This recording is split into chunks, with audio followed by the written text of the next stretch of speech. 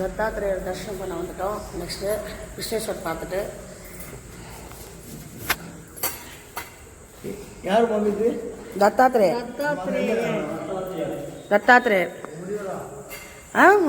மூணு பேரும் மூவரும் ஒன்று பிரம்மா விஷ்ணு சிவபெருமா. இங்கே பாருங்க நம்ம எல்லா கோயிலுமே ஓ தெரியல நான் பிள்ளைவாள்.